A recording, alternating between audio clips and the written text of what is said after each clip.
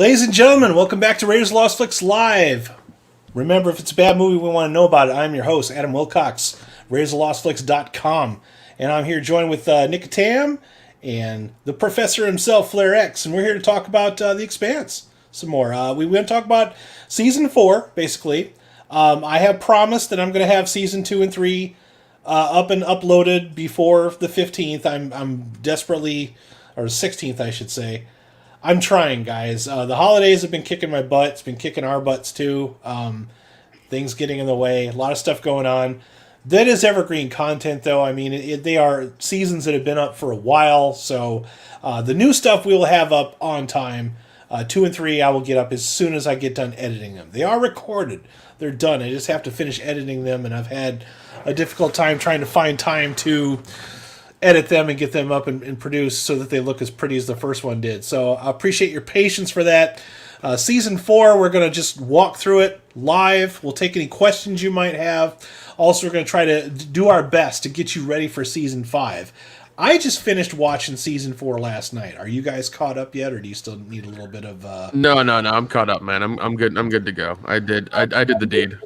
You know, one thing I found that's weird about The Expanse, guys, is when you watch those at night, you can't, like, fall asleep to those. You know what I'm saying? Like, you can't... It's hard finding a stopping point, you know what I mean? Like when you're watching Star Trek, you can stop after literally any episode, unless it's a two-parter, you know? But with The Expanse, It's like, fuck, I guess I'll watch one more. Fine. I don't need... You know what? I can sleep in tomorrow, whatever. You know, I don't need sleep. What's sleep? Fuck sleep. I don't need sleep, man. So I marathoned all of Season 4 in 2 days. Like I watched that whole thing in like maybe 2.5. You know what I mean? Because I finished 2 and then I watched like 2 episodes of Season 4. Because I'm like, I got to get through this. I want to be able to watch the new one on time. So Season 4 is wonderful. It's the awesome. story's more streamlined. Even though there are multiple stories going on, I feel like it's finally more streamlined. They finally figured out how to streamline multiple stories at once as opposed to Season 2 and 3. They figured out how to not throw so much damn information at you once that you have to like stop and back up and process it and write little notes and connotations like, do I know what's going on here? Did I miss something? I noticed that was something about Season 2, like, you know, God forbid if you left the room or you didn't pause the button when you went to the bathroom, you would have to back up like, wait a minute, why are these people like half dead over here? Like, what did I miss? Like things come at you so fast. It's like, wow, you know. But Season 4 is what we would call the gold rush part of our story. Like, we left off Season 3. The name of The Expanse was the fact that all of these portals had opened up due to the proto-molecule, and there was all these gateways into new universes and uncharted territory, and of course, everybody wants to claim their own plot of land for themselves within the story. So... Yeah, and no other group other than the Belters are the ones who are like, you know, really gung ho about it and who really want to get out of the situation they're in now, but being between the Earthers and the Martians. They want to go do their own thing. So what's happened is I think the UN has had UN forces, OAP, oh god, OPA forces, OPA forces. And Martian forces like guarding the gates. This way nobody can really get through without authorization or whatever.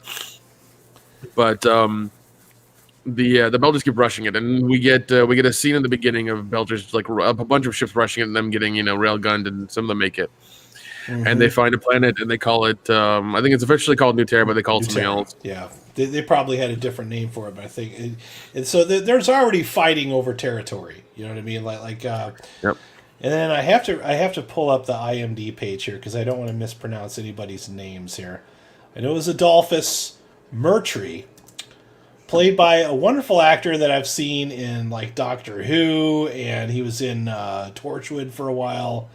I gotta get that actor's name. Yeah, he was also in oh god, was it? His first name is Byrne. Pacific Rim. He was also in Pacific Rim as well. Yeah, he was great in Pacific Rim. I loved his character in that one. He was very much like it was crazy. Okay. But Mertry, like that guy is. He's like I like, you know, going back and watching the show, like, and then I remember reading the book as well. It's like he is by far worse in the book than he is in the show. Oh yeah, he is pure evil in the book. Here's the actor's name, Burn Gorman. Okay. There you go. So, his character is Adolphus Murtry on The Expanse. There you go. Adolphus Murtry. Yeah, this guy is an interesting, compelling villain, I should say. I mean, he's pretty, cookie cutter as far as he seems like a really bad guy, like right from the get-go. But again, this show likes to show you the motivations. And this particular guy's shtick is he's been like the grunt doing all of the dirty work, all the security for the company that he's worked for a very long time. And he feels like he's owed, for a lifetime of doing bad things for people. You know what I mean? Like he feels like that, and he's one of those guys who's just like, fuck it, I'm on this new planet. I'm gonna get mine. I'm gonna get mine. There's not really police or law here. I'm the law, so I'll do what I want to do, and that's the problem. Because when we get to it, I'll tell you something different that happened in the book that happened in the show. Okay, it's a little more vicious than the show. So the show kind of starts off, it's kind of showing where everybody's went since season 3, which is pretty good because there's not really a lot of, between 1 and 3, there wasn't a lot of like transitional stuff. Like it felt like seasons were kind of split. They would like give you the cliffhanger and then give you the rest of the season and call it the next season. You know what I mean? Whereas this one truly feels like it is a season 4 after season 3. You know what I mean? So this season is actually like one complete book. It is actually book 4 in the series, as opposed to like between season 1, 2, and 3. There are varying parts of 1, 2, and 3 that are in each season that they've cut up and put in to make the beginning of the show. And they introduced politics a whole lot earlier in season 1 than they did in the books. They waited until the second book for the politics to really start being built in, and I mean they dealt with the Belters a lot, but it wasn't that level of intrigue that you get that really reels you in the first season. Oh yeah, definitely. So this one we actually see the Rosinati go. They're placed on a task by our Christian. Okay, I don't know why I can't never get that fucking name right. Just be in certain names, man. So Christian sends James Holden and his crew on a mission, and what she wants him to do is check out this planet that these Belders have landed on, make sure it's safe, make sure it's free of the proto-molecule. If there's any proto-molecule, destroy it, and then get the hell out. Okay, that's the mission. So, yeah, because I think she gets images back of there being structures on the planet already before That's right. She does show him the structures. The structures that I'm going to actually show you the structures really quick.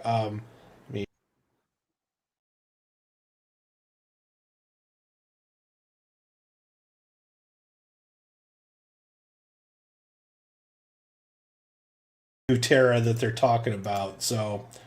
Change that right there. So, yeah, they need to investigate those. Okay, and then of course, flash forward to another ship heading towards New Terra as well. What is RCA? That's the RCA. Do you know what it stands for? Okay, RCA is the Royal Charter Energy.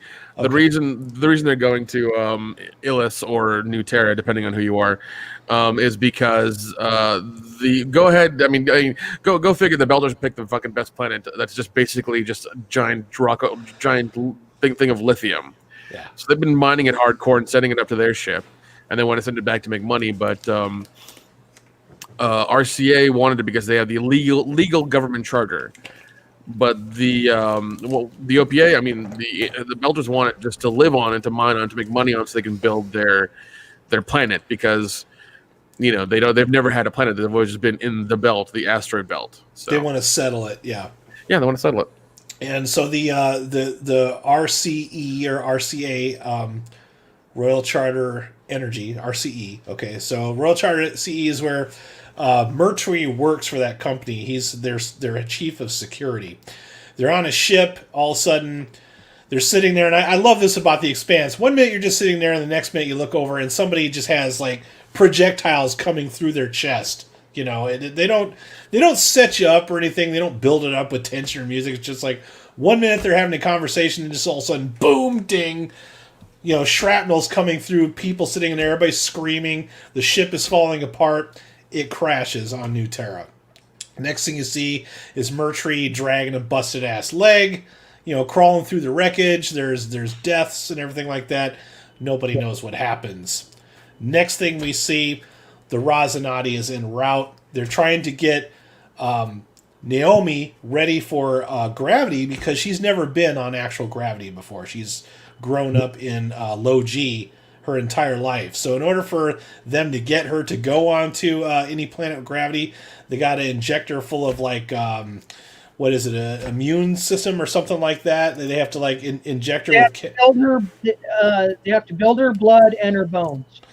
So it's a really painful process. They got her strapped down in the med lab, and you know, Holden's giving her shots, and because she wants to be on land, she's not even able to go. Because they actually show Holden home at one point, talking to his mom or one of his parental units. You know, because he's not from an actual, you know, singular family.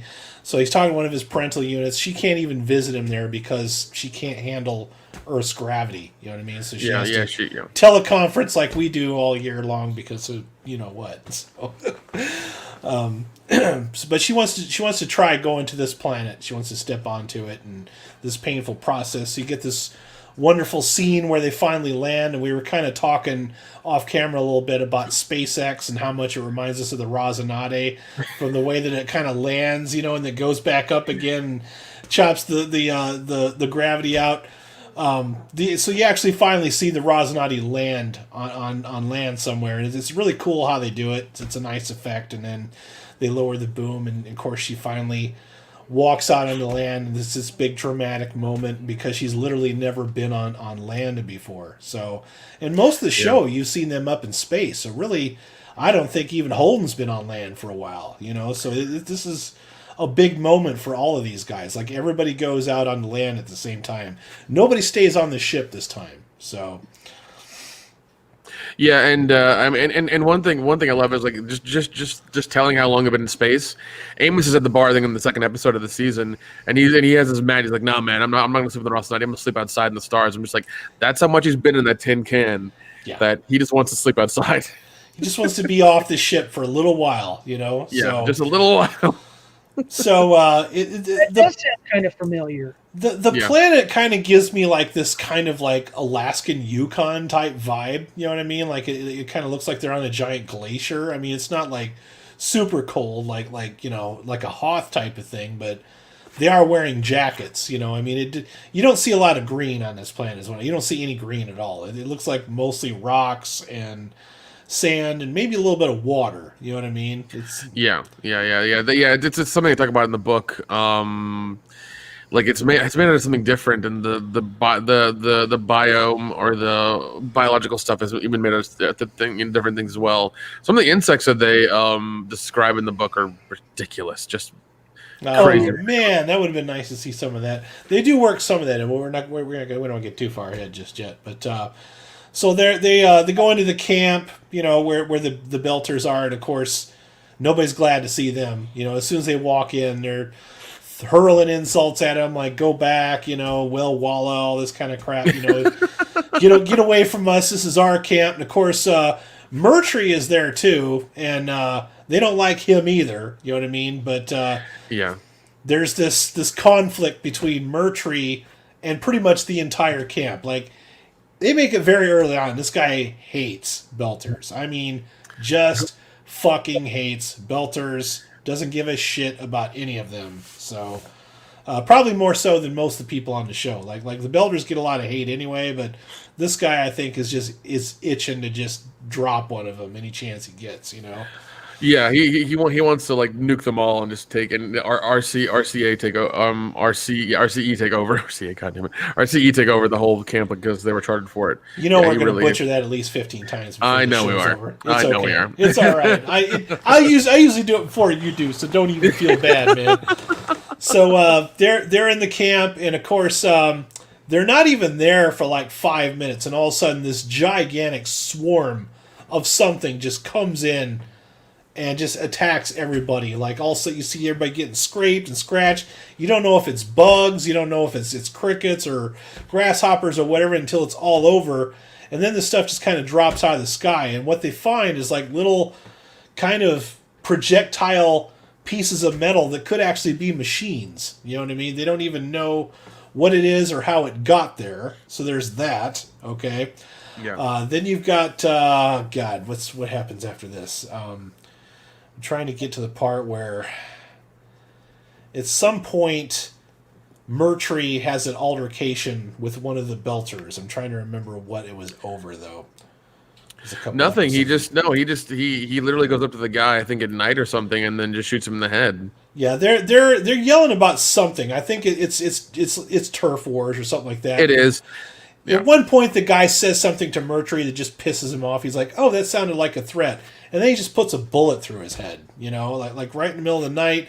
Of course, Amos watches all this. You know, and at one point they have a little chat in a bar. You know, and Amos is like, I know what you are. You know, you look like the type of guy that's ready to take that next shot any chance you get. Like, you got off on it, you know? Like, I get it. I know. I'm the only one that really knows who you are, you know? And then there's also a point where they go and investigate the crash. Like, Amos is sent with Murtry to go to the crash of the ship that dropped. You know, the Murtry was on that got knocked down. And they find out that it was sabotage. It wasn't like a natural accident. Like, somebody fired something at the ship to make it crash. It was explosives. It was actually Belter explosives that took down the ship in the first place. So there's that. There's suspicion. And that's why Murtry was fighting with him, because he suspects that somebody in that camp killed 23 of his crew, and he's going to figure out who the hell did it no matter what. You know, like he is going to get to the bottom of this by any means necessary. I think that was what the fight was over, actually. Right? Yeah. Because I mean, he's pissed off. He lost people. Well, I mean, the funny thing is that I don't think he cares about his own people. He just has an excuse now. He's using that as an excuse. He's using that as an excuse now to like kill everybody. So it's more of a control, like a means to control people. Is how he's using. Like, well, somebody killed my crew, so of course I'm, you know. But mostly, I think he just wants to drop a few Belters and take over, you know. Because as the season progresses, more of that comes, you know. I think he drop more than a few Belters. I think like he wants that planet. He wants it for himself. Actually, he doesn't even want it in the name of the RCE. He just wants it for himself. He wants to completely take it over. So yeah, it's the closest thing to like a clear bad guy that we've had in this show yet. You know what I mean? Because like a lot of the bad guys, you kind of don't really know who they are until the shit hits the fan.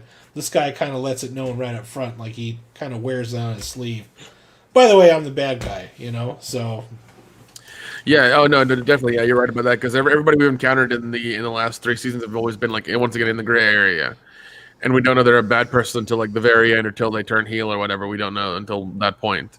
But it's good. It's good to know to have. It's good that we know who the big bad is immediately in the first episode, so we kind of can track everything from there on. Also, Amos gets a girlfriend this time.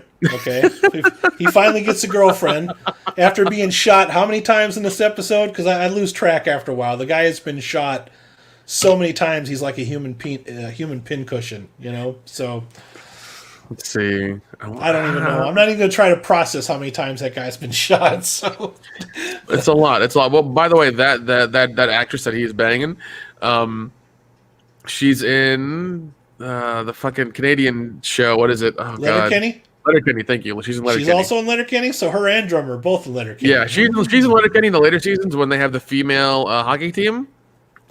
Okay, I know which one you're talking about. Yeah. She's one of those. Because I saw her both shows, and I'm like, what the hell? I was like, oh, the show must be. Because I know Drummer's in the show, and I'm gonna have to go back and watch it again because I don't remember what character she's. She's in like 1 or 2 episodes, like real quickly. Yeah, Kara G. So also Kara G is in charge of. They've changed the name of the behemoth to New Medina. That's what they're calling it now. No. The behemoth is still there. That's a different. Okay, so the behemoth is still there. Medea Station is the big thing in between the ring that's like on the outside and the inside. It's like Okay, the so communication. it's a place we haven't been to yet, right? Because I remember No. Medina in Siri Station was like an area where people lived. They called it the Medina, but Medina Station is something completely different. Correct, Yeah. because that's that's the idea, is because like there's a lot of weird name stuff and things like that, but yeah, it's basically the ship you see in the show where like it's on the outside and inside of the belt or inside of the ring, like it's that thing, so they can communicate between all the other worlds really easily. So that's The why other it's thing there. that messes me up too is that Chris Jen's husband changes actors. Yes, and I was That not a fucked fan of me that. up. I was not a That fan messed of me that. up. I was like, who the hell is this guy? Like, and then it took me a while to figure out who he was, because it's a completely different actor. Now, I don't know. I haven't done any research on it. I haven't had time to figure out if that actor actually died or he just didn't come back for the contract. No, he's or- he's very much alive. It's just that I guess they wanted somebody different because Amazon just wanted somebody different. That's weird, Personally- though, when you start doing that, because it's hard to keep, Yeah. because the guy was barely in the first couple of seasons. So when you just go and replace him with somebody else, it's like, wait a minute, did you just do a Bewitched with this guy? You know, I mean, just replace him and not tell nobody? Like, And the sad part is the original actor was so better. damn good He's at, way better, yeah. and I just thought he was such a higher quality than who they got to replace him. It was This kind guy of, does not emulate any of the stuff that the original actor did. You know what I mean? The new guy feels like a placeholder, and it's kind of weird. Yeah. Like he wasn't reading lines because the other guy's been acting for years, like for decades. And he's really good. You know how we're talking about like weathered actors like Tom Jane, when you have somebody in there like whoever he's playing, you can tell like he's somebody that's been doing whatever it is. You believe that he's been doing exactly whatever part he's playing for a long time. He's a lot more believable. Yeah, I agree with you. This guy's more of a placeholder. The guy that they had before felt like somebody that's been with Chris Jen through thick and thin, hell and high water with her. Whereas this guy, I'm like, who the fuck is this guy? You know, like who does he think he is? You know, it's like, did she like remarry off season or something? And I missed something? Because like I said, you know, season 2 it goes so damn fast. It's like, wait, what did I miss? Hold up, pause. Who is this guy? I'm like, oh, it's literally the same guy but a different actor. That was kind of bullshit. Yeah, I mean, who I'd knows have what wrote him happened? out, you know. Yeah. I mean, yeah. Who knows what happened to the actual actor? Like, I'm sure there's a contract dispute or whatever. Probably something like that. But Yeah. it's jarring when they do that, because this show has a lot of people to keep track of, you know. So when you start replacing people with different actors, you start messing you up. You know, it's like, this is one of those shows where you start recognizing faces after a while, because like, oh, there's that guy that did this thing. You have to keep track of this shit, you know. and the switch to Amazon, you know, it really was kind of it was out of the blue. So a lot of people had already moved on to other greener pastures. Yeah. You know, other gigs. You So know, they basically did what Branch did in Longmire. Like, they just, he's gone. But see, at least Longmire wrote the character out, you know. So Yeah, well, I mean that's what it works with a lot of those shows. Like once you get the signal that you either you have a new season or you canceled, like you immediately are just like, fuck it, I need to call your agent and be like, yo, look for something else right now. I need work. I got mouths to feed. That's usually, yeah. that's usually how it goes. Once you hear like the show's canceled or it's over, like you immediately call your agents like, yo, I need more work after this is done. So Chris Jen's husband is basically a casualty of network changing and show being canceled. So unfortunate, but doesn't ruin the show. Just a little jarring, hard to keep track of. Moving on from that. She is running for office. Like I kind of jumped ahead last season. I didn't want to get too far ahead with that one. She's running for defense secretary. She's actually serving as defense secretary. But she has to, there's another person, they're having an actual election to see if she can keep the job, because the guy, she obviously got, the guy that was the defense secretary got fired or resigned or something like that. And she's been in that place temporarily, you know, because she was like the next chain of command. Yeah. This time she actually has to run for an election, and she fucking hates it. Like, she absolutely hates running for election. Some of the funniest shit I ever saw. She's first of all, the person that's running against her used to work for her, so she resigns, and she's like, "Yeah, whatever, you're resigning. Get the fuck out of my face. I don't have any time for you.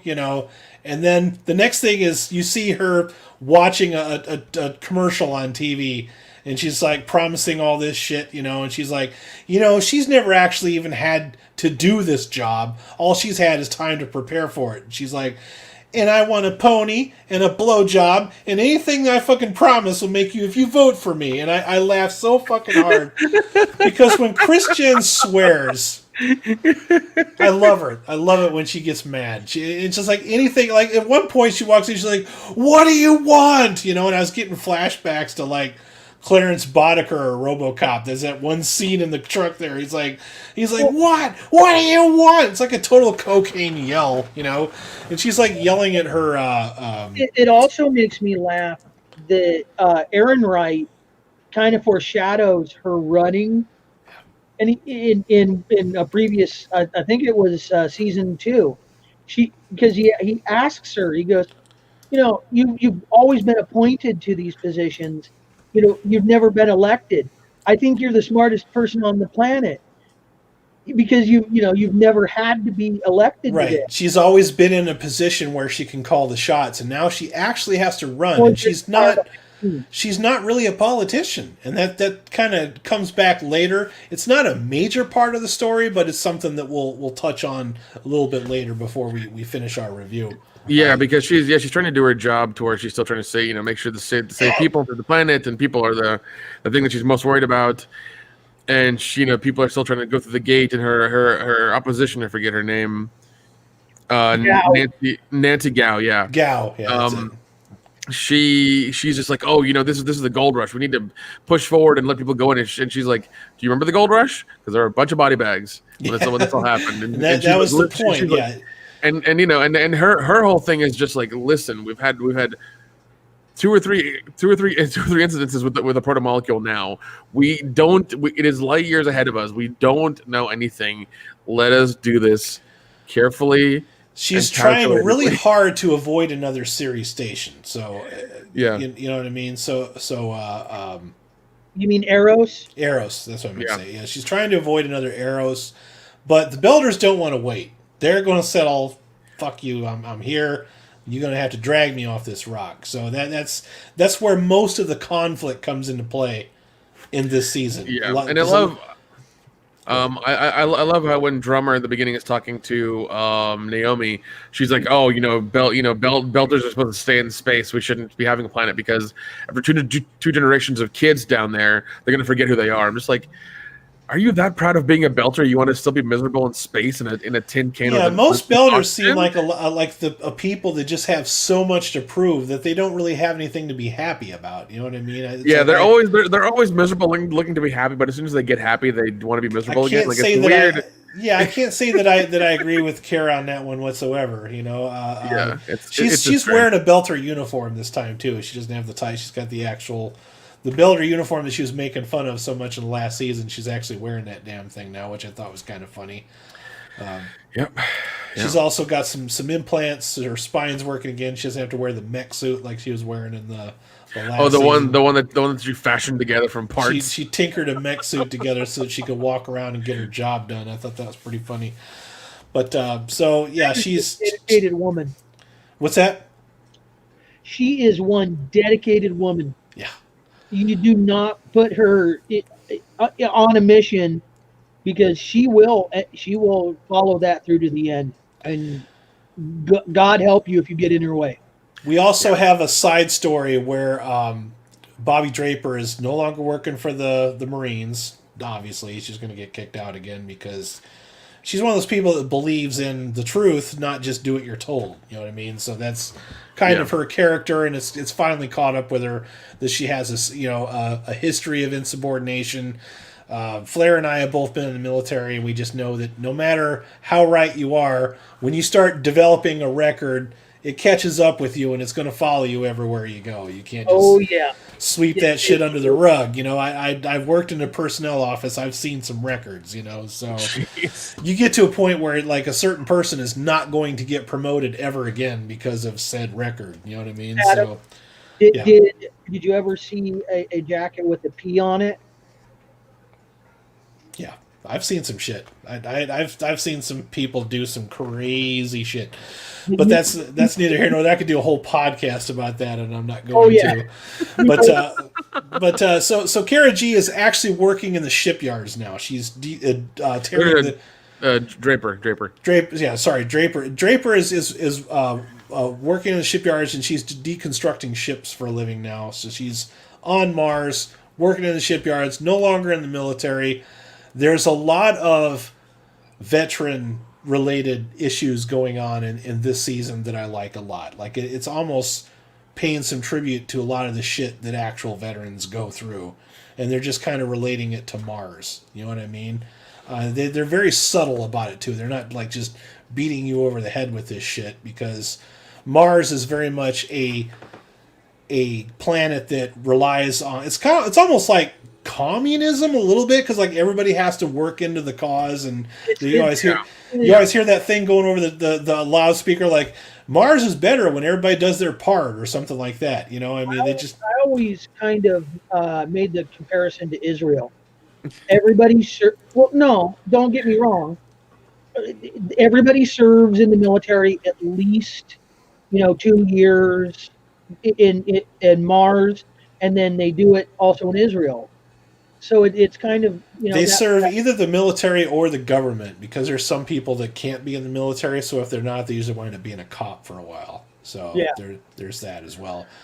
Bobby Draper gets caught up into some criminal shenanigans. And she gets caught up because apparently there are no more jobs on Mars, because everybody is tearing shit down to sell to the highest bidder, because there's no more war. And since there's a gold rush, nobody wants to go to Mars anymore, because it's a pipe dream when you can go to like a billion other planets that are brand new, over there. Mars is a planet that's been terraformed for centuries, and it'll take centuries more to finish turning it into the utopia that they want it to be. Most people are like, well, why fucking stay with this when we can just go to a planet that's already done?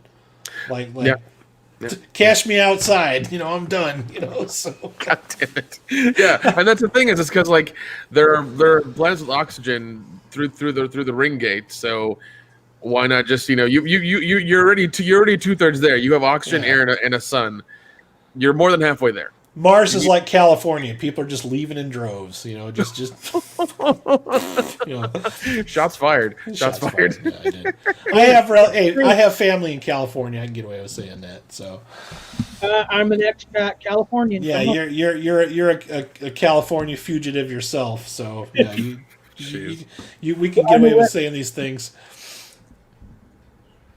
Anyways, so that's going on. Yeah, a lot of people want to get in on the gold rush. Like they want to stake their land. They want to, there's new business opportunities to be had, and everybody's got their own agenda going on. And yeah, a lot of people are just looking the other way and getting into shady shit so they can save up enough money to get a ride off of whatever rock that they're stuck on and go. And that's kind of the common thing. You don't spend a ton of time on Mars. There's a lot of time spent on New Terra, which I kind of like. It's like they've made the show a little bit more condensed, not so much things going on at the same time, like just it is a distraction.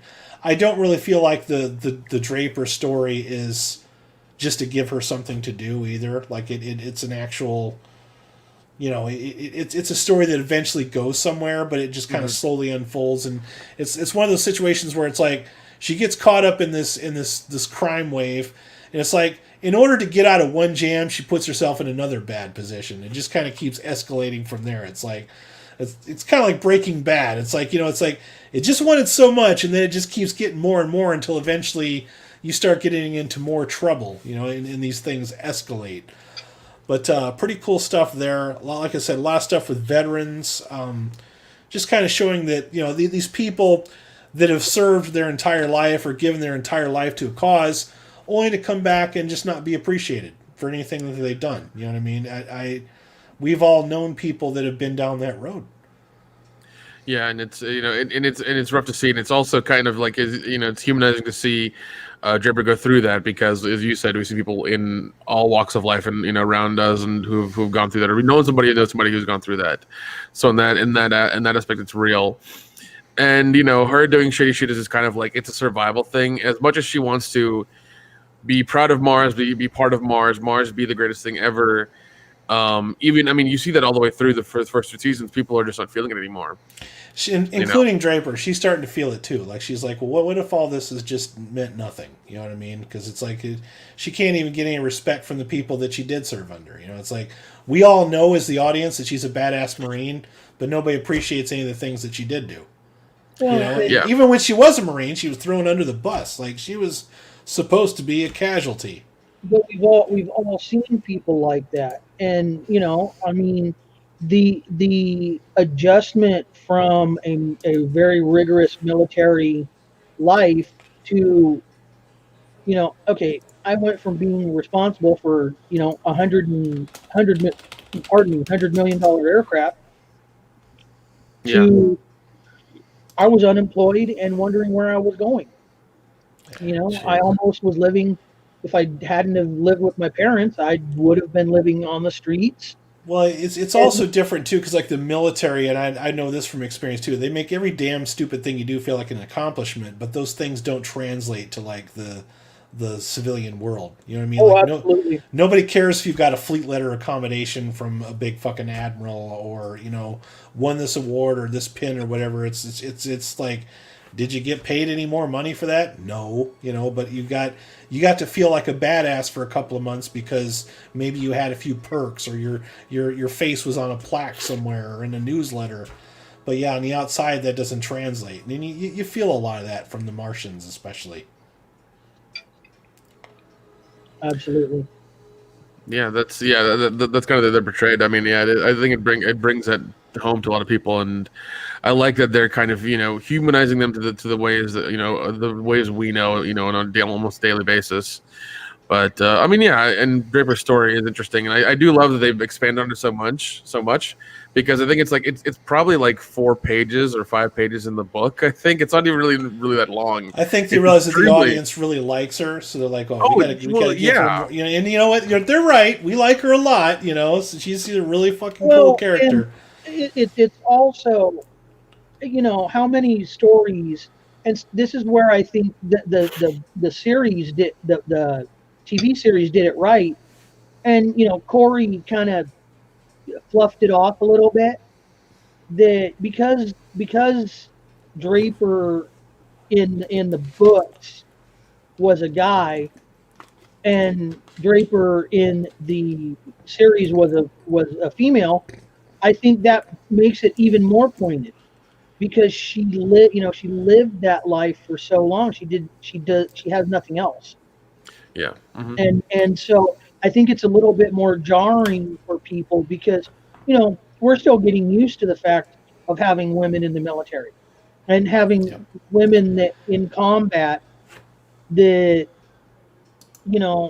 have that are having PTSD and having these problems that the guys are having, and it's going to take years to figure out. Well, that comes up too. There's a wonderful sequence where she finds out like her cousin. Is that her cousin? Her nephew. Nephew. Okay, so her nephew got into some trouble with drugs. Okay, like he's been caught up into making drugs. Listen, I blame the cute white girl for that. Okay, that's what I blame. I blame the cute white girl for that. That girl is pretty cute. Yeah, she was. She lips off to Draper, and Draper just kicks the shit out of her, just like ragdolls the fuck out of her. Yeah, because she kind of had this punk rocker chick going with her hair and everything, and I'm just like, I would have done that too. You're too good looking for this kid. I would have got into some trouble too, Nick. Yeah, for sure. Yeah, I was Wouldn't we all? If I was a little bit younger, I'm like, yeah, she looks like somebody I want to chase after her, sure. So she's got that smirky smile and that kind of peppy, but she's a real smart ass to Draper, and Draper's like, she just can't get any damn respect in this season. But I like that. It's like, how much shit she's been through and how much she's done, but she still can't get any respect because people just don't care. Bottom line, they don't care. They don't have any respect for the military. It's a real thing. It's a real fucking problem. So, Null White said she couldn't even have a boyfriend. Yeah, she had one going on for a while there, and even that kind of fell apart. It was another veteran. Go figure. So which is very typical. I would like to call attention to something, please. Yes. Full X's shirt. It's awesome. Yeah, show us that shirt. I'm really jealous of it. There we go. Rocinante. Yeah. Oh, dude, that's nice. Yeah. Elon Musk, eat your heart out. Okay. Yeah, you can find that bad boy on Amazon. Unfortunately, they don't come in big fat boy sizes, so Nick and I can't wear them.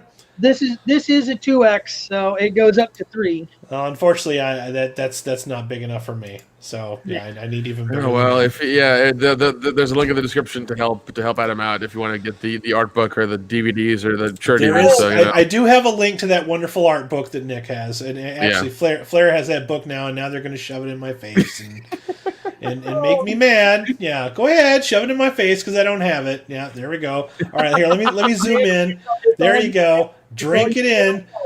If anybody wants to get me the book for Christmas, I'm accepting payments. Okay, just. He's also accepting hand jobs. I'm always accepting hand jobs, buddy. Yeah, that's. Oh Lordy. Ain't a damn thing changed there. So, meanwhile, back at the settlement. Okay, back at the settlement on New Terra, Holden is trying to stop the Belters and the RCE from killing each other after this, after Murtry has killed a guy in cold blood. You got people literally screaming at each other, and Holden standing in the middle trying to keep these guys from killing each other. While this is happening, lightning starts striking. Yeah, because Holden gets a message from fucking Miller. He's like, Holden gets a message from Miller. Hey, I'm back. I need you to go do a thing for me. He's like, fuck you. He's like, no, you're going to do a thing for me. It's like, I need to investigate. Come on, let's go. So he goes to the ruins. And he goes to the ruins because he was supposed to investigate them anyway, right, guys? So that, he takes Alex with him this time, finally. He doesn't go off by himself with Miller for a change, okay? And they get all the way there. And they get inside, and he's like, I need you to move that. And what it was is a root had grown through the fucking door where, this gate is supposed to move. So he wants him to cut the root. He's like, you dragged me all the way out here in the middle of the night to cut a root? This really better fucking be worth it. He's like, well, I got to open that door. Miller's like, I got to open doors. That's what detectives do. They open doors to see what moves. So yeah, and I know in the book there are sections of Miller talking to himself, and it constantly says he's reaching out 185 times a second or something like that. I forget the number, and it's like you just like his consciousness in being in the machine trying to find a way out. It's ridiculous. It's the way the way it's written is really insane, but a lot of fun. So once he finally removes the roots, the thing starts moving, like the gate, and then lightning strikes start coming down. So Miller gets back to the settlement. There's been some shots fired, and some stuff like that. The lightning's coming down, and this is where I start getting a little bit of fuzzy as to what happens next, because at some point they do realize, when is it that they see the atomic explosion in space? Like they see an atomic explosion on the planet, and it's going to create a tsunami that's going to engulf all them. That's still pretty far ahead. What's happening right now is that there's lightning striking all along the planet, and it hits the settlement. It hits the knocks the generator out. That's right. Yeah, knocks the generator out. It hits the belters, and then after that, we get one of the there's earthquakes as well after that happen. They resonate somewhere, and all of a sudden, what's happening is one of the structures is from across the planet is spinning and moving at the same time, like a drill. Yeah, like a really weird drill. Who knows? And so Alex and Holden are out there, and Holden's like, Alex, like, target this thing and launch a missile. And the woman that's with them are just like, what do you mean? It's brand new. I mean, we've just come on this planet. It's like we don't need to blow these things up. And Holden's like, listen, I've dealt with this before.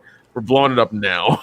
We're not going to discuss this. We're taking it out now. So yeah. You pull out their little cell phone, calls down a missile, stops the one of them at least. Okay. Yeah, and it just it explodes, it does its thing or whatever. So yeah, it's done. And I think after that we get back to the settlement, and like some of the Belters are real pissed off, so they have a little meeting in like one of their tin cans. They literally the tin can. They're trying to start a coup to take out Mercury and the RCE. Yeah. And they completely fail because I think gas gets shot in there, and then as soon as they come out of the door, they're shot. Somebody spied on them, yeah. And you later learn that they have listening devices and all this stuff, and he's gone throughout the night. I think it's in the book. I don't know if it's in the show. But if it is, I might have missed it. Maybe he puts listening devices in all the Belters' houses and stuff where you can like listen in and know what they're saying. Bottom line is he ambushed the coup before it started, and he killed everybody. Like, they shot all of them. Yeah, it's way worse in the book. It's worse in the book because 4 or 5 guys just dropped him right immediately. Yeah, it's way worse in the book because I think he sets them on fire. Oof. Yeah, he sets them on fire, and then as they come out, he shoots them as well. So, okay, yeah. This one he just drops them when they come out. So I think that's right, Flair. Right? Is that what happens? Yeah. Okay. Well, because you got to remember, Corey was really going for that over the top. I'm evil, and I'm going to destroy everyone because he lit them on fire, trying to get them to run back to their families so that they would light them on fire, and they wouldn't do it, and that's why he shoots them in the book, is because he gets so pissed off because they just basically, they start running in circles just to, so that it'll burn them faster, so that they won't hurt any of their, the other people that are wanting to revolt or their families specifically, because it's like this dude's bad and we know it now, and we're going to protect them at any cost. Oh, I know what happens next. So after he turns all those things on, everybody's fusion drives on their ships in orbit shut down. Oh yeah. So everybody's stranded up in space. Anybody that's in space cannot come down. Naomi had to go back to space because the gravity drugs didn't take. Okay. Yeah. She got really sick. She almost died. She almost had a heart attack. So they had to send her back up to space. And I think they send Alex back up with her. Okay. They're up in space, and then while the machines are moving, everybody's fusion drives goes down. So they're like, shit. Okay. And then while that's happening, that's when they see the atomic explosion in space. Like, they see that. They're like, hey, there was an atomic explosion, and it's going to create a tsunami. Like, a tsunami is going to be heading towards you. So atomic explosion, tsunami, things are moving. They can't call the missiles down because the ships are inoperative from orbit. So they get this great idea. They're going to have shuttles come down and take everybody off the planet. The RCE ship has one shuttle comes down, it burns up in the atmosphere because of course it would, Oh yeah, it burns up because it exceeds the fucking speed limits. Because protomolecule, okay? Because protomolecule laws. Protomolecule is like the perfect Swiss Army MacGuffin you could have in a TV show. But also does whatever you need it to do. The protomolecule's an asshole. They were an asshole. Protomolecule is an asshole. Yeah, they're assholes now. The one constant villain in the entire series is the fucking protomolecule. Okay, like it is. Yeah. It is the Swiss Army MacGuffin that just will not fucking quit. Okay. Well, it's the Energizer Bunny of yes, because it gives. It's a gift that keeps on giving, and you never quite know what that gift is going to be. Speaking of the Energizer Bunny, Drummer is my little Energizer Bunny. I can't tell you how many times she's tried to sacrifice herself, only to find out that she's still fucking going. All right, she's probably got as many holes in her at this point as fucking Amos does. So now we got this dilemma where people are trapped on the surface. They can't get off. There's a tsunami coming, and there's a turf war going on at the same time. All at the same time. Naturally, Holden's in the middle of it trying to save everybody. What is it? You have the Rocinante and the Edward Israel. I think there's one other ship up there. Is it the Edward Israel? Yeah, the Edward Israel, and also the ship that the Belters came off of. I forget what the hell that's called. I keep forgetting. Like, I heard the name probably 15 times last night, and I still can't fucking remember the name of it because it's kind of weird. It's got like a Belter sound to it. Yeah, and so there's 3 ships up there. Babagola. Babagola. Wait, hold on. Say that one more time. Bela Lugosi. Yeah. Ola. Barbapicola. The Barbacola. Okay. All right. Barbacola? The Barbie girl. Barbie-cola. So the Barbie-cola, okay, is in space. The Barbacola. Okay. So 3 ships in space. Barbie-cola, Rocinante, and the Edward Israel. Are pretty much the main ships, yeah. And they're at varying, I guess, heights or distances from the surface of the planet. I think the Rocinante is the highest because of where it was. They had to get Naomi, back to being, in space. But what's happening as well is that because the ships are lower, then they can't use their fusion drive to remain in altitude. They're slowly getting pulled towards the gravity of the planet and then going to burn up in the atmosphere. So that's a dilemma as well. Yeah, so we got all these shitty, horrible things happening at once because, of course, and then Holden in the middle of all of it, trying to save everyone, realizing that he just fucking can't save everyone. Like, he's getting physically and mentally exhausted at this point. Like, and once again in the book, it's worse because I think he didn't sleep for 3 days. They mentioned that he hasn't slept for 3 days. Yeah, it was longer than that. Oh, I think you're right. No, you're right. It was longer. He never specifies, but he talks about like a 5 or 8 day stretch where no sleep. He talks about he hit, what was it? He hit a wall and he was talking to himself or something like that. Yeah. And it literally he's facing himself, talking to himself in the book, and it is so amazingly funny because he's like, part of his brain knows that this isn't real. The other part is going, I don't care. Yeah. I'm running with it.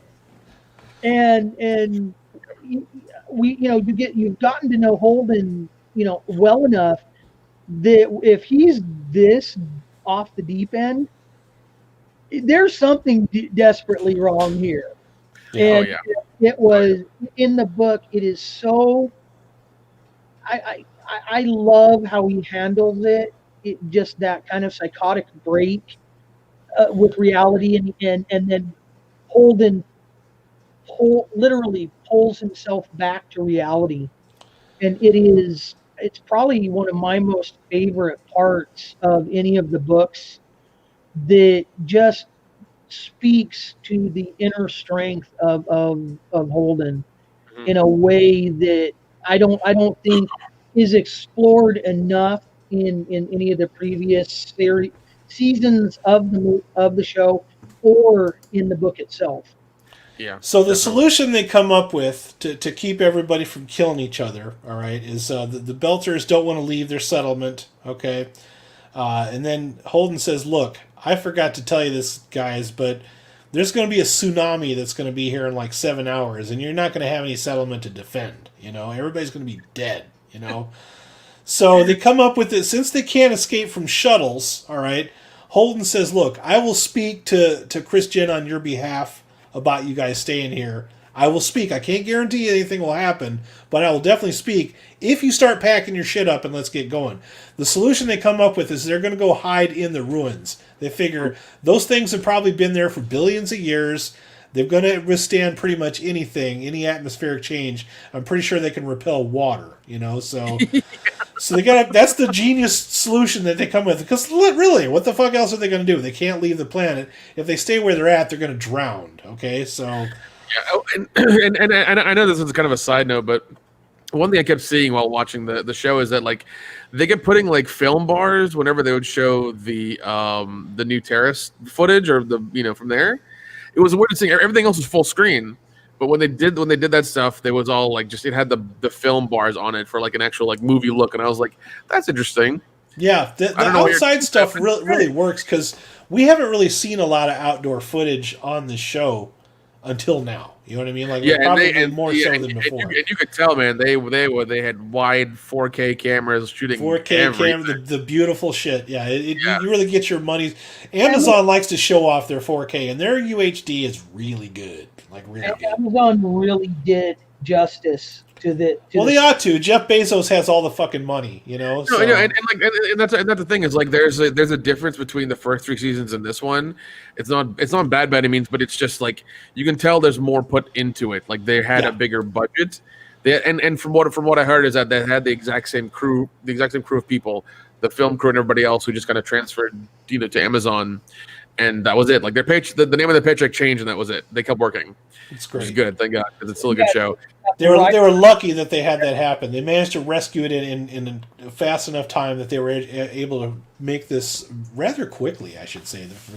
They did 10 episodes this time as opposed to 13. Kind of glad, because the 13 episodes from season 2, awful lot of information to digest. You know what I mean? Like I said, for the first 2 seasons, I think it was fine. Yeah. The third one, it was okay as well. This one, I'm glad they did 10 because I agree. It's like there's not that much, and they're focusing only on one book, right? As opposed to 3. And it's easier. It's easier for us to break this down because there's not as many side quests and crazy things that we have to keep stopping and mentioning. So, their plan is to go inside of the ruins. Of course, they get all the way out there. All right, and they go down inside the ruins. They manage to close the doors and everything, and of course the tsunami hits. And now they're stuck down inside of this cave. They're like, well, we're all right. And the whole time, people are scratching their eyes, like you see people scratching their eyes. One of the doctors goes over and looks in, and she sees like some green shit on the back of her eye, and she's like, well, that's not good, Basically what happens is everybody goes blind. So it's bad enough that they're trapped underwater. The water doesn't secede very fast, okay? So they're stuck down there a lot longer than they have rations for, and they're all going blind. So, as if things aren't getting bad enough, welcome to the frontier, ladies and gentlemen. They're going blind, and if that isn't bad enough, they have space slugs in the caves, and if the space slugs land on you, like they're like these little glowing worms, if they land on you, they have a toxin in there that will instantly kill your nerve system. And you're dead. So, deadly worms, eye cancer, fuck. So, that's going on. And, what are they going to do? You know what I mean? They can't leave. Of course, at this point, they can't get a hold of Miller. Miller only shows up when he wants to. You can't just summon the guy, No matter how hard James Holden tries, he can't seem to ever summon Miller. So now we've got space slugs that will kill you. We've got eyeball cancer that makes you blind. Okay. Fuck. Wait, okay, now I once again watching all this at once is kind of daunting. I forget little details. Did they say in the show what happens to the slugs when they when they get to you or they touch you or whatever? When the slugs land on, if they touch your skin, there's a nerve toxin inside that instantly kills you. Yep, that's about right. So it's like a deadly leech, basically. And they look up, and these things are all over the ceilings of the cave. Like there's they show a light on there, and they glow when you point a light at them. And it just looks like this big line of green slugs, and they're falling down and landing on people. So now they have to pitch little tents underneath the cave. They're stuck in this cave. They have to put little tents to keep the space slugs from falling on people that literally can't see. And they actually have to tell the Belters, sit your ass down and don't leave because you're blind. You can't walk around because some people freak out. Like they'll freak out and they'll wander off, and then they have to go find a couple of them. And they're like, well, they're fucking dead because they didn't do what I told them to do. It's like, I can't save them all. I mean, I told them not to leave, damn it. They didn't leave. Even Amos is losing his vision. He's freaking out a little bit because he had some traumatic issues happen when he was a kid, that he was stuck in a basement for a while, and nothing freaks him out more than waking up and it's still dark, so. Yeah, and I know that the little green things, like, thankfully they're not like damaging to their eye tissue. They're just like, There's little amoebas fucking in their eyes, basically, and just like there's more and more of them happening. Making them lose their sight. So they're blocking the light from coming in. That's the problem. Now the breeding slugs are not like invincible. They can torch them, but what winds up happening is poor Holden is the only one that can see. Everybody else, and they don't know why. They don't know why. Everyone else is blind. Okay, and meanwhile, Murtry, he's fucking blind, still plotting to fucking kill these belters any chance he gets. Like he doesn't want to share his supplies. He doesn't want them to go up in the shuttles once they get out of the fucking caves. He's getting worse as time progresses, and he's got Amos's girlfriend. It works for him, So yeah. There's that conflict as well. She's dedicated to him, but she also likes Amos. She wants the D. So yeah. She likes Amos physically. Let's say. Oh yeah. She wants the D. She likes the brown chicken, brown cow effect, but not fully Amos. Maybe. Oh, Flair, you almost got me with that one. God you almost killed Adam. You almost made me choke to death. Good job. Good job.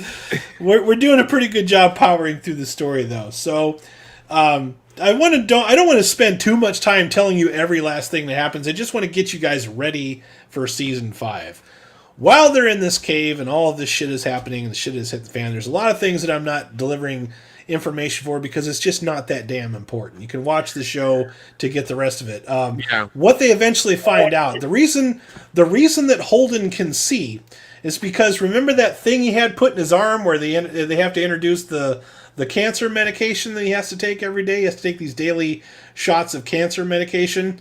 That enables him to see. They finally figure that out. He has to stick a fucking needle in his eyeball and take up a little bit of vitreous liquid. And the whole time I'm watching, I'm just like, oh no, not the eye! Not the eye! No! I don't want to see that. Yeah. It was a little bit fucked up when they did that. I was like, God damn. I mean, Nick, you and I have seen a lot of horror movies, man. Just whenever they do something with the eye, I'm just like, no, not the eye! Yeah, when they're that close like that and you see it, it's a little bit like, oh, okay. Yeah, it looks like he sticks that fucker in there, man. He's like, at one point he even hesitates. He's like, so this is literally the only way, right? Like, this is the only way we have to. He's like, oh, so he sticks that sucker in there, and they're like, oh, that's why. It's like we can make this cancer medication, and we can bring everyone. So they're able to fix everybody's sight at that point, and then of course get rid of the space slugs. Conveniently, at that point, they're able to open the doors again and finally come out. The water is dropped down low enough for them to be rescued. Now, in order to get...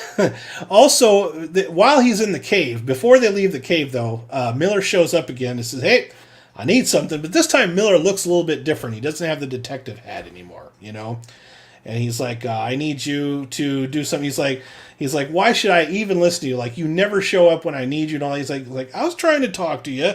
It's not as easy to operate as you think it is, And it's like, there's two different kinds of me that the proto-molecule keeps tearing me apart and putting me back together again. And it's hard for me to get messages to you.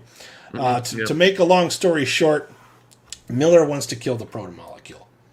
And he wants a Holden to help him get to the center of it so that he can shut the whole thing down. Basically, take him to the center. It's kind of like an eye. It's like this whole Lord of the Rings type, It looks like the Eye of Sauron. It really fucking does. By the time he gets there, at one point they tell him, they're like, get down in that hole, and he jumps and he's falling for what seems like an eternity. He's just like falling through this hole. Of course, Amos tries to go in and rescue him, and then Murtry tries to go in that hole to kill him. And then also Amos's girlfriend goes in that hole to try to stop.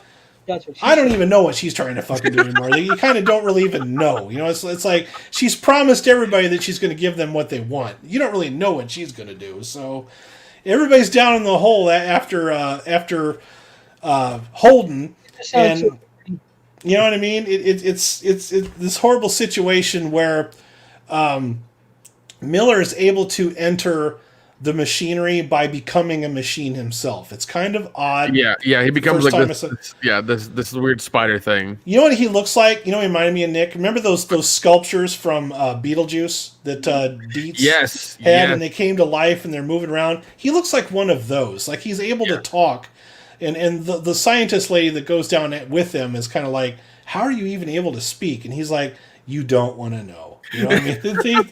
They really try to bullshit their way out of having to explain that one. I'm sure the book probably goes into great detail as to how that operates, but we're not going to get into that. Once he finally shuts the machine down, all of the gravity is restored to the ships, and they're able to get everybody off of the planet.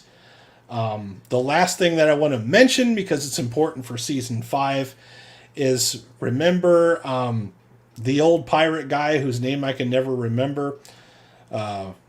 Cooper? No, his name isn't Cooper. The fuck is it? The OPA guy. The older gentleman. No, it's not. It's like I was struggling with this name yesterday when we were recording our review too. But it's not Cooper. The hell's that guy's name? The pirate guy. Ashford. Okay, I don't know why. I do not know why I can never remember the name Ashford. But yeah, Ashford has been tasked with going after a terrorist, and the terrorist that he's tasked with going after is the one that Naomi was actually married to. It was her husband. Okay, he was an OPA, extremist, and charismatic type of guy, and she had a kid with him. Okay, and Ashford has been tasked with hunting this guy down to stop him, to kill him, basically. Okay, and eventually he does catch up with him. It's kind of another side plot that's going on, him trying to catch up with him, and when he finally does catch up with him,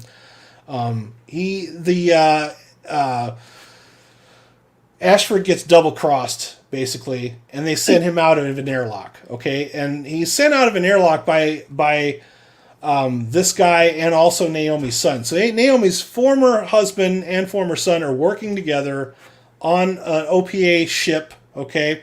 Outside of the OPA's, they're terrorists within the OPA. Like, they're not even supposed to be doing what they're doing. They're doing some shady shit. Ashford gets spaced.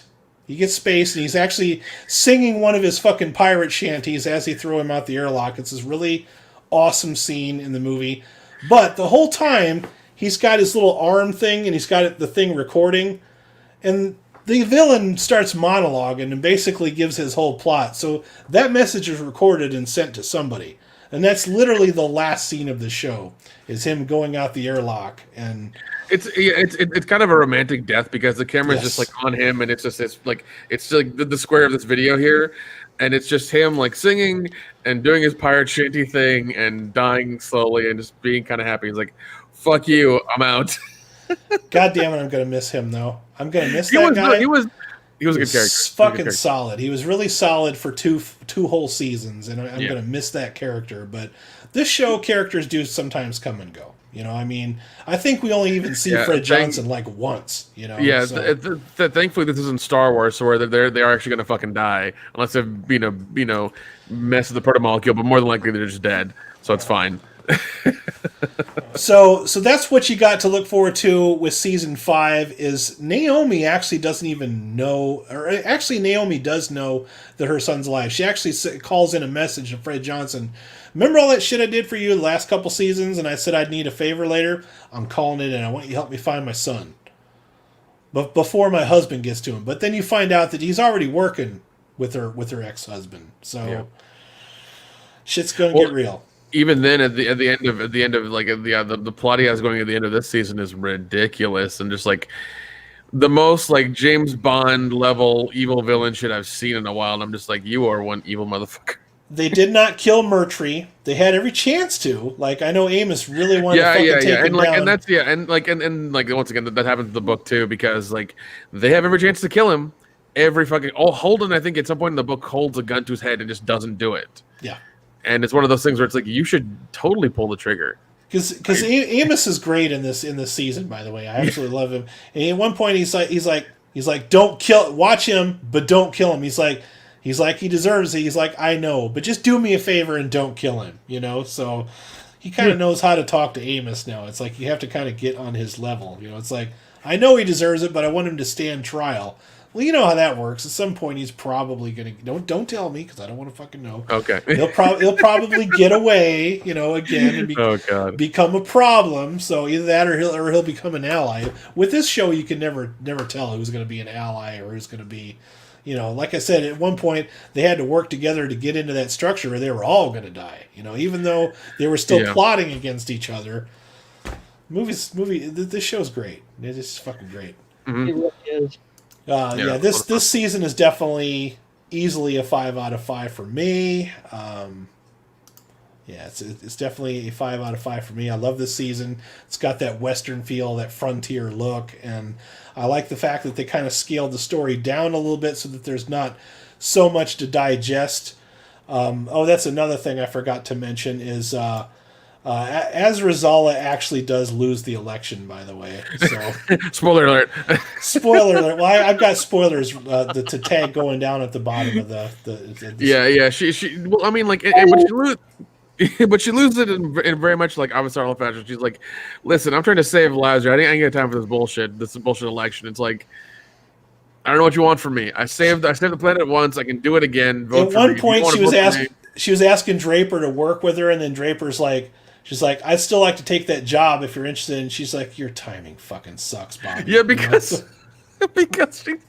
well, I mean, Avasarla offered it to her at the banquet in the second episode, and she's like, no, I don't want to because I'll look weak. I don't need to be saved. You're making me look weak in front of my and that was still at the height of Draper's. I'm a Martian and I'm honorable kind of shit. And it's like, no, you need to survive. I know you're honorable and things like that, but like money's money and times are tough. You got to do what you got to do. So what was your score for this season, Nick? Did you like this better than the last one, or would you say it'd be about the same? About the same. I'm definitely going to give it 5 out of 5 because I do love the fact that Amazon's taking it over. It does seem bigger and wider and there's more money put into it for a lot of the things, which I'm really happy about. And I'm glad they made it. And it seems like they've kind of learned after the first 2 seasons, like how to write multiple stories into one season, but do them in such a way to where like it's not jarring. Like the season 1 and 2 are, where you're just like shoving information into our faces. Like it's not jarring at all. Right. So it's like season 1, you got that slow world build, and then season 2, it's like, wait, will you slow down with some of this information here? I'm like, this is a lot to take in. Yeah. It's almost like they knew the show was going to get canceled, and they were trying to hurry up and rush it all out there so that they could get, the show done in time. At least it felt like that, Well, the writing was on the wall with Sci-Fi. Sci-Fi is just a terrible channel. Okay, it's a terrible fucking channel. It really is. I hate what they became. What they started and what they've arrived at are just 2 completely different things. Oh, absolutely. Flair, what would you rate this season out of 5? Oh, obviously it's going to be 5. I'd give it 6 if I could, because this is what Firefly should have been. Yeah, man, we were saying that. Yeah, if Firefly, this is the better version of Firefly. Yeah. I know those are probably fighting words, but you know what? Not so much. Firefly, yeah. I'm honestly. If I was going to sit down and watch a Western in space, I'd go with season 4 here of The Expanse. Yeah. Just because of it's the combination of great writing, great storylines. Just everything comes together. It's finally firing on all cylinders, and they're staying true to the books. They're doing great honor to the books, and to me, that's a huge thing for any show to do is keeping it as real to the books as they can, because so many of them wander so far afield. Oh, we're based on this. Now we're not. For sure, man. Is there any other words you guys would like to say about The Expanse before we get into season 5? Add to Flarek's fighting words. Firefly came out in 2002. It's been 18 years. People get the fuck over it. Firefly had one season. Yeah, Firefly had one season. The Expanse has had 3 13-episode seasons and 1 10-episode season. on 2 It's gonna different have one. channels. It's gonna have one more season, so the total of 6 in case you can't count. And, 6 is pretty good for a Wait, sci-fi I show. take my shoes off for that. But no, I entirely agree. Like, this is what Firefly wanted to be and what it should have been, but it didn't have enough. I guess I don't know. There's a whole problem with Firefly. I won't go into that, but like, people need to get off that horse because it's been 18 years. It's about to be 20 very, very soon. I'm a fan of Firefly too, but yeah, there's only so much you can do with that, and I feel like this does a lot of that better. I mean, it's a similar premise in that you have a ragtag crew on kind of a pirate ship, and I loved Amos in this episode too. There's a lot of really good saloon moments, that reminded me a lot of westerns that I watch. Like he's in a bar, he's like, "What is this shit?" They're like, "What do you got to trade?" And then you just see him, he's just got like a line of bullets on the fucking... And he's got a shot glass sitting in front of each bullet, and they're just pouring him shots, He's like, I got plenty more of this shit. I can synthesize it on the ship if you want. God, I love that, like, the doctor there uses that same stuff to sterilize her equipment. Like, that's how strong it is. There's a whole subplot with her that I didn't get into either because, like I said, I didn't want this to drag on too long. But that's a whole subplot too. And I mean, once again, like some of these side characters, like their story exists just for a season. You know what I mean? And it's not really and it's Dr. Lucia and Dr. LV. Yeah. I know Lucia in the book has a horrible crush on Holden, like a real bad one. Oh, okay. Yeah. Oh, did you ever? Wow. Yeah. That would have been a plot twist. Yeah. Because like in the book it's written that she's like this timid little girl who always wants to talk to him but can't because like she's trying to, and like people are dying, her friends are dying around her, and she has like a hard on for that dude, and she's trying like to not be that little girl and be like shy and hold on to his arm and shit like that, but she's also trying to like do her job. It's a weird thing that happens in the book. Go ahead. The dynamic with Naomi that she builds is like, oh my God, just stop. Stop. Yeah. This season managed to set up season 5's enemy, so like we know the bad guy is going to be Naomi's ex-husband. Hopefully they don't replace the actor again because that's going to mess me up if they do. They haven't, from what I've seen in the commercials. Okay. It's the same dude. Also, one thing that they also mentioned in the books, like the travel times. I think from, correct me if I'm wrong, Flare X. I think the travel time from outside the ring to New Terra is 18 months, or maybe I think that's what it is. Yeah, that sounds right. It's been a while since I read the book, but that does ring true to me in my memory. Yeah. So as soon as the colony had problems and started. The start of the 18-month trip to there, and this is as fast as they can go. They had to be one stinky tin can, man. That's all I gotta say. You know what I mean? They had to really. Well, yeah, they stopped at Medea Station to get supplies so they could go, on their little trip there. But 18 months to get to New Terra. That's from the ring. That's not even from the belt. There's no warp speed in this show, but they definitely cut out a lot of that travel. Oh no, they do, yeah. Because like in the book, it's like the travel times are like 10 times longer than they are in the show. But we mentioned that in our first review. This is not a Star Trek type universe. They're not going from A to B in light speed. There's no. Yeah, I mean, even the whole thing about tight beam is just literally a communication laser they use to communicate with. That's what they mean by a tight beam. Even though they're using light to communicate with, it still takes minutes and hours to send that across the solar system. There's plenty of action in this season. Not as much space battle stuff, and I think it's because they kind of really did a lot of that in season 3. I don't think they felt like it was necessary to do it. I like that this season feels different from the other ones. You know what I mean? It's not just more of the same. The show's not afraid to go to different worlds and tackle different sets, and it literally pulled from the book.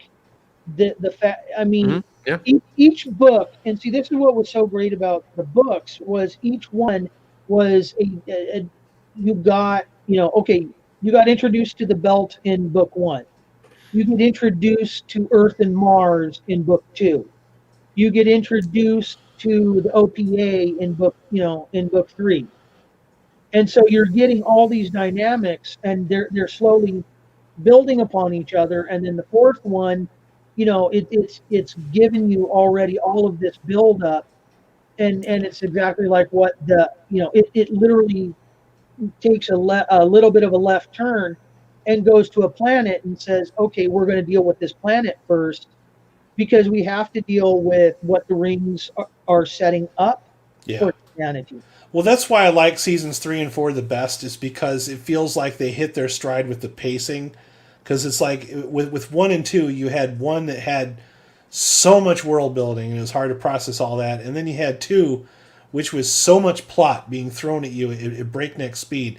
I think it turned a lot of people off. I really do, because it was hard for me to follow it at first. It took me a couple of passings just to consume all of it and process it. Well, our friend Lincoln at 7, Alex, is having his issues with the show right now because he can't seem to find that thing that pulls him in. Right. It took a while for me to find that thing. What pulled me in ultimately was the family dynamic of the Rosinati. I got really attached to those characters, and I started feeling like I was part of the crew after a while. But it took me a couple of seasons to warm up to that. You know what I mean? And for the longest time, I didn't even know if I was supposed to like Chris Jen. I'm like, man, she's a stinker, I'm like, this lady's a biatch, because when they first introduced her, she's torturing somebody, for fuck's sakes, I mean, I'm thinking, oh, she's the bad guy. Because that was my biggest problem with the show from the start, was I'm trying to attack it from a space opera standpoint, and this is not that kind of a science fiction. I had to unthink all of that. I'm like, oh, this is more like Battlestar Galactica. This is more of a reality-based... Once I started looking at it from that standpoint, I'm like, okay, now I get it. And I didn't really start to process until end of season 2, midway through season 3 is when I started really getting invested. I think James Corey, in his writing, samples from a whole lot of different sci-fi. Oh, yeah. But I honestly think his biggest influence, and in reading his interviews of his, I truly believe that Battlestar Galactica fomented the Expanse. Yeah, at least the concept of Battlestar Galactica. Whereas one of the best dynamics of Battlestar Galactica was that you had one human species, but within the human species, you had all these different social groups. You had the Geminis and different religious sects, and there's a heavy emphasis on religion. That is not so much religion in this one. Religion has been replaced by just factions of people. You know what I mean? Like people with different belief systems, people that had to grow up under different situations and circumstances, people that have been oppressed by their leaders, or people that have been scattered to the side by the other 2 planets. You get their motivations. I get that part of Battlestar Galactica for sure. Well, and you also can draw the comparison, the proto molecule to the song in Battlestar Galactica. Because there is the proto molecule is looking out for itself, but it's also, using humanity to get where it needs to go. Yep. And the song is leading the original Cylons to both guide humanity, but use humanity at the same time. And so there is that God comparison. No, some people hated that ending so much. I fucking loved it. I'm like, oh, it's just like it's one big fairy tale, the whole thing. It's just like it's a story that's perpetuated itself for eons and eons. It just fucking blew my mind. I'm like, I still love them finding Starbucks burned out fighter. Yeah, that was awesome. That gave me goosebumps, dude, for sure. Yeah. Yeah, well, it gave the Cylon goosebumps. And something else I want to mention too is Battlestar Galactica was one of those early shows that hit Sci-Fi Channel that had the female lead that we liked. You know what I mean? Like, they were not the Mary Sues. They were. Yeah. Well, I mean, and also it's one of those things where, like, even with this show and like Battlestar Galactica is like, they just started advertising the show. They never said, "Oh, supported because of a female lead." It's like, no, support the show because it's good sci-fi. Watch the show because it's good, and that was good enough. And most of my favorite characters were female in Battlestar Galactica because they were just good characters. Mary McDonald is the president, Starbuck and Boomer and all them. They were just great characters. The hoopla that came out when people figured out that Starbuck had been replaced, but by Well, gender swapped. Yeah. Yeah, gender swapped. Yeah. But people screamed and screamed and screamed, and then they watched it and went, "Oh." But the difference is the Gary Larson story. I'm not going to turn this into a Battlestar Galactica stream because we need to wrap this up. But the Gary Larson story and the TV show. The TV show was very much trying to be, we want to do Star Wars. We want some of that Star Wars money. And took Gary Larson's story and turned it into Star Wars. So the Starbuck in the original Battlestar Galactica Season 1, which is the only season that ever aired, Starbuck is basically Han Solo. He's the same fucking thing. He is 100% Han Solo, Whereas the Starbuck in the new series that was on Sci-Fi Channel had motivations, had a backstory, you understood her where she was coming from. You know what I mean? She had a lot to prove. You know what I mean? Yeah, she did. I feel sorry for Katie Sackhoff. She had a lot of shit to go through with that. I wasn't that terribly invested in the original Battlestar Galactica, so I wasn't all that upset about it. But I like both shows for different reasons now. But I'm always going to be partial to the Edward James Olmos, the newer version of it, because it was dark and gritty, and it was something different at the time. It wasn't a space opera, Yeah, and I mean it was. Yeah, I think it was also during the height of sci-fi, because they still were doing Stargate. They had two or three Stargate shows that they had produced. The main one, SG-1, they had Atlantis, they had Universe, they had Battlestar.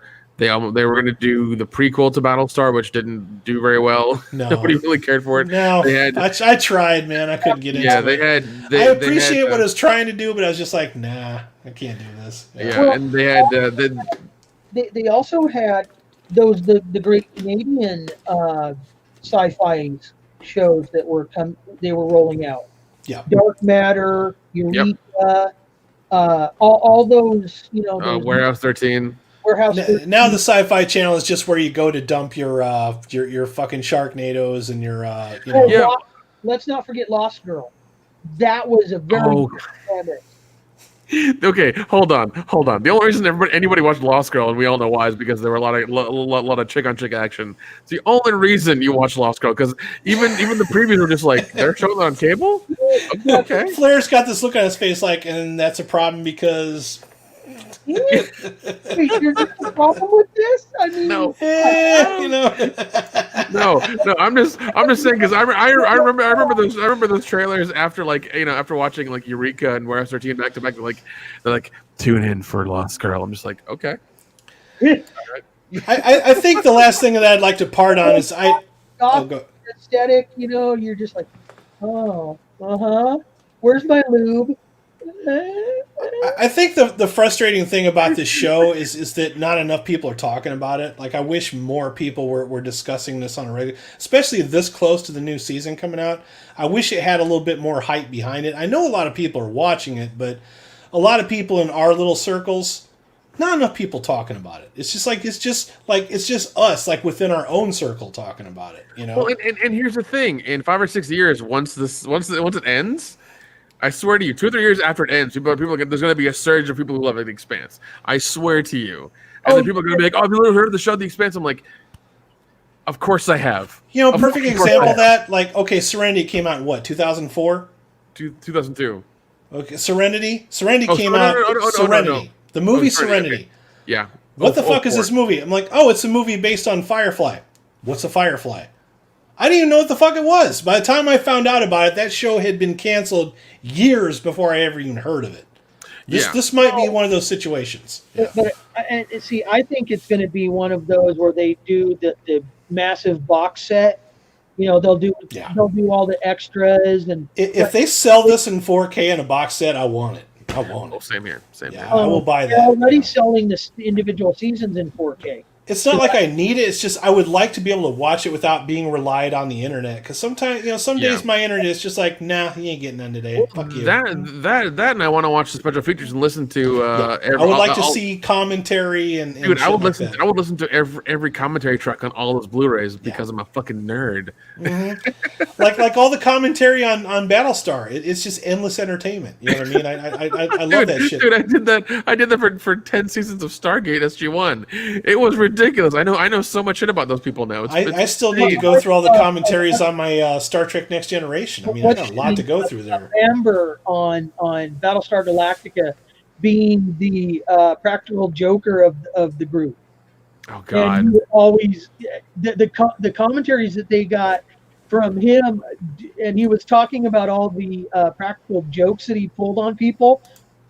There was this one scene that actually made it into Battlestar Galactica where he literally scared the ever-loving bejesus out of Katie Sackhoff, and that the look on her face made it into the show because it was perfect for what they were trying to do. And he's like, I didn't intend that, but I did it. Yeah, I love that shit. So season 5 starts on December 26th, if I'm not mistaken. Let me double check. 16th. Okay, 6. I wish it was 26. Yeah. You're just like, hey, are we rolling craps or something? It's been a very busy week, Flair. Yeah. Easy does it on me, buddy. Easy does it on me. I'm editing 2 videos, trying to juggle Christmas, and then get these live streams out on time. So give me a little bit of a break there. December 16th is when.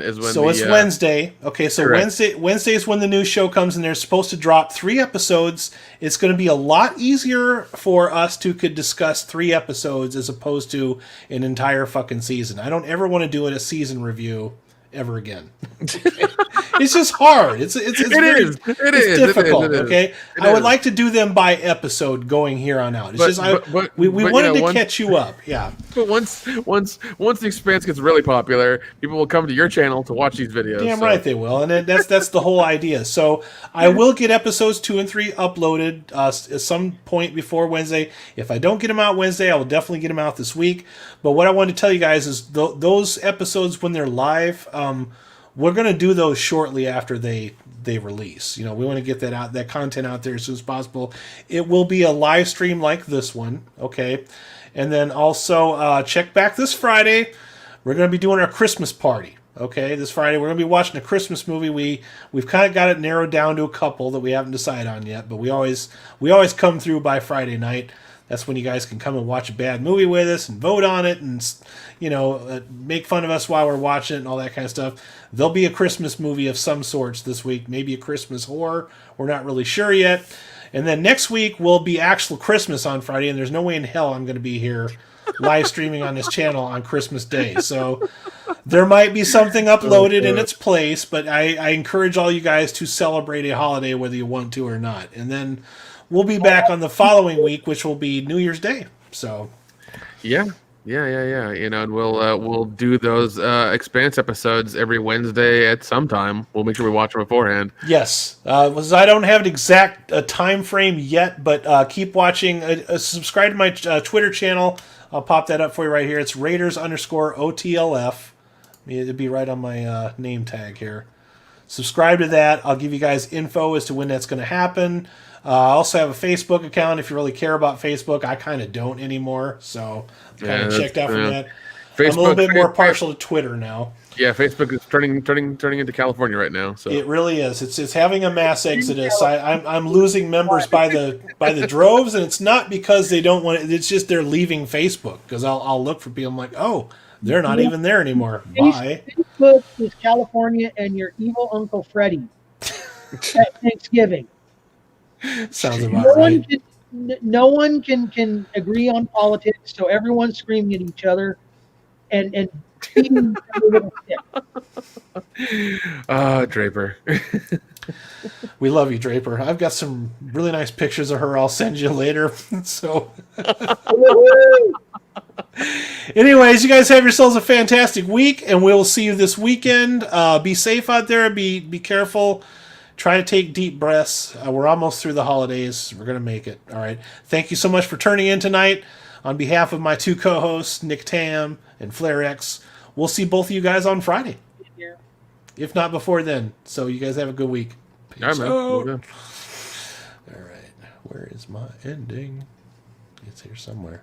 There it is. Thanks for watching this video. I hope you found it somewhat entertaining. Please remember to depress that like button and subscribe to my channel for more content. Make sure you hit that bell icon so you'll be the first to know when new content is published. Please visit raidersofthelostflicks.com for more hilarious entertainment and links to all of our social media platforms. Also, consider supporting us on Patreon. As little as $1 a month supports our worldwide digs for more Lost Flicks. Thank you, and have a groovy day.